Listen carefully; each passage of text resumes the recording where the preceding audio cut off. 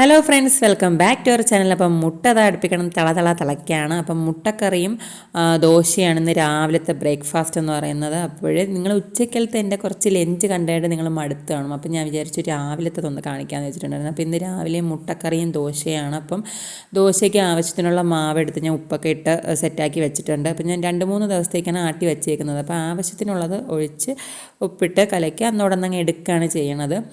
അപ്പോൾ അതൊക്കെ കഴിഞ്ഞ് മുട്ട അടുപ്പിൽ വേവാനായിട്ട് ഇരിപ്പുണ്ടായിരുന്നു. അപ്പോൾ മുട്ടക്കറിക്കുള്ള ബാക്കിയുള്ള കാര്യങ്ങളെല്ലാം ചെയ്യാൻ സവാളയൊക്കെ അരിഞ്ഞ് ആവശ്യത്തിന് പച്ചമുളകൊക്കെ ഇട്ട് ഞാൻ കുക്കറിലാണ് പെട്ടെന്ന് മുട്ടക്കറി വയ്ക്കണത്. കുക്കറിൽ വയ്ക്കണതാണ് എളുപ്പം.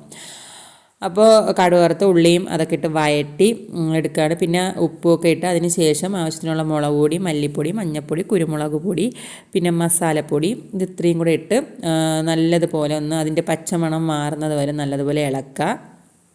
അതിന് ശേഷം ആവശ്യത്തിന് വെള്ളം ഒഴിക്കുക. ആവശ്യത്തിന് വെള്ളം ഒഴിച്ച് അതൊന്ന് ഞാൻ ഒരു 3-4 വിസിൽ കേൾപ്പിക്കുക. എനിക്ക് നല്ലതുപോലെ ഉള്ളി വേവണം, അതുകൊണ്ട് ഞാൻ ഒരു 3-4 വിസിൽ കേൾപ്പിക്കാറുണ്ട്.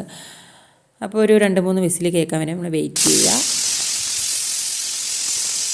അപ്പോൾ കറിക്കുള്ള വിസിലൊക്കെ കേട്ടിട്ടുണ്ട്. അതിനുശേഷം ഞാൻ ദോശ ചുടാൻ വേണ്ടിയിട്ട് എനിക്കും അമ്പാടിക്കും കുറച്ച് ദോശ മതി. അപ്പോഴേ ഞാൻ അതൊന്ന് ചുട്ടെടുത്തിട്ട് പിന്നെ മുട്ടയുടെ തോടൊക്കെ കളഞ്ഞ് അതിനുശേഷം മുട്ടക്കറി അതിലേക്ക് വീത്തിട്ടിട്ട് ആവശ്യത്തിനുള്ള കറിവേപ്പിലയും മല്ലിയിലയും കൂടെയൊക്കെ ഇട്ട് ഒന്ന് സെറ്റാക്കുക.